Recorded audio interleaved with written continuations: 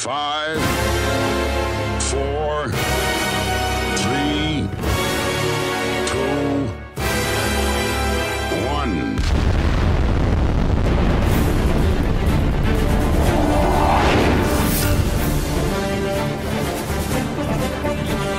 And I will strike down upon thee with great vengeance and furious anger. Transgression is a phrase that we use today to exemplify the fact that the boundaries can be broken and morphed in modern-day filmography. During the 20th century, due to the proliferation of the media, wide-scale technological advances in recording software has been an increase in the need to promote an agenda of the film. Perhaps the most famous example of this is the controversial director Quentin Tarantino, who enjoys emasculating certain characters to promote blood and violence in the majority of his work, as this attracts increased viewership. Take Django Unchained for example. Django, the main protagonist in the story, fights for freedom at the expense of killing hundreds of men in the film, and this is the main agenda of the film. However, there is a stereotypical aspect of the film that haven't changed, whereby Django is fighting against the white landowners who have incarcerated him for years. This has been present in countless films of the past. Films that contain numerous sexual encounters between characters or extreme levels of violence are considered shocking towards the audience and are transgressive due to the fact that they do not abide by the traditional norms and values of the film industry.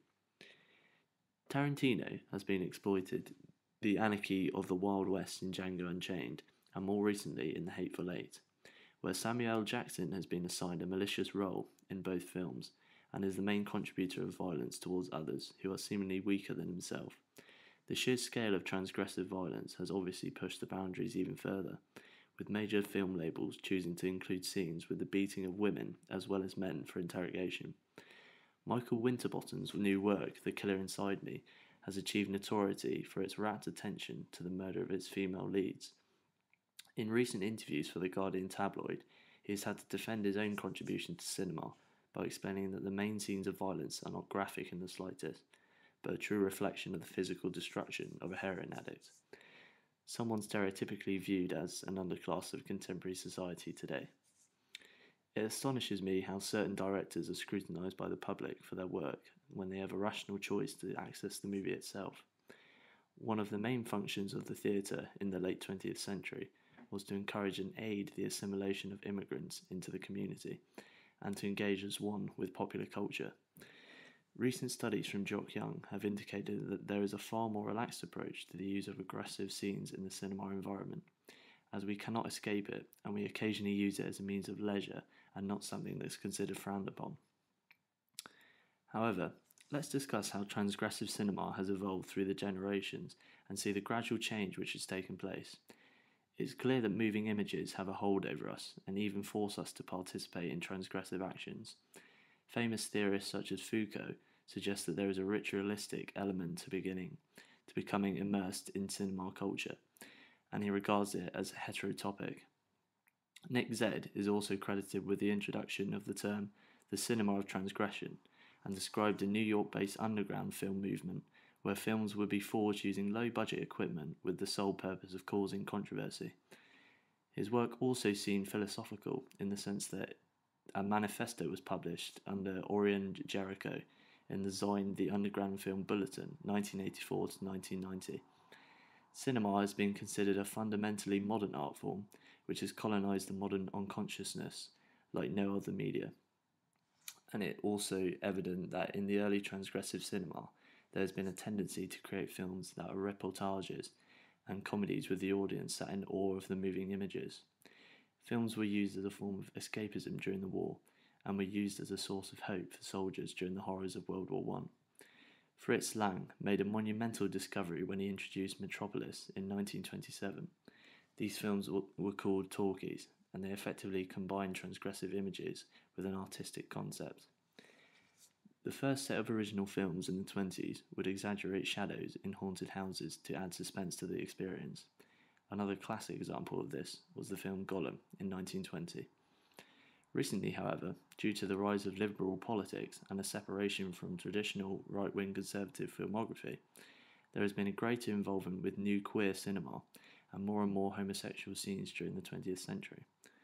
Brokeback Mountain is a classic example of this. Instead of keeping the traditional heterosexual relationships which we have been accustomed to, there are some cases, however, where the cinema fails to capture the audience's imagination and transport them into a different world to which they're in already. For example, during the Great Depression era of the 1930s, the cinema reflected social anxiety rather than art. American cinema took a massive decline due to the collapse of the Western civilization. After the Cold War, however, directors focused on lead roles possessing dual identities, and in most cases characters who would kill others for their own pursuits. However, drugs, sex and alcohol abuse wasn't plastered onto every film, as is the case in contemporary films today, regardless of genre. During the 1980s and 90s, there was a slasher/gangster era where misogyny, violence and UK gangsters were a common theme. Bloodshed in various different scenes would attract viewership once more. Film and cinema has been used to reinforce authority and the potential for audience transgression of propagandistic seduction. Alternatively, it's discussed as an isolated historical movement. Changes in the film industry marked considerable political and social change. The location and structural layout of the cinema changed from a futuristic picture palace into a post-20s Depression architectural design. This is another example of how far the boundaries have been pushed to engage us with a cinematic experience. The transgression of cinema has been driven by cult films in order to deliberately set about breaking taboos of traditional British values. The Black Swan in 2010 uses numerous amounts of lesbianism in the film, which was a controversial decision to begin with. Transgressive boundaries are still being stretched even today, as comedic violence has taken centre stage as preference among the public.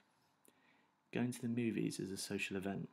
We could go to see films with significant others and are affected by the experience in a social context.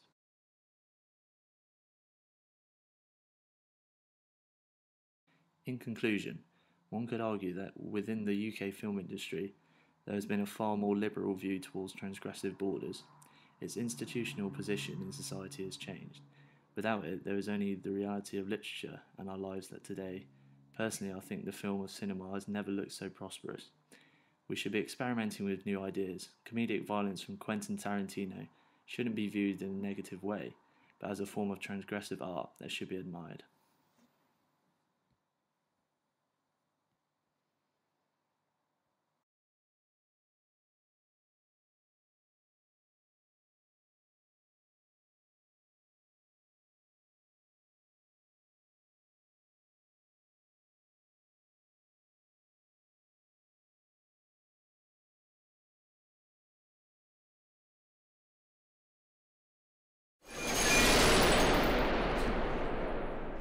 Where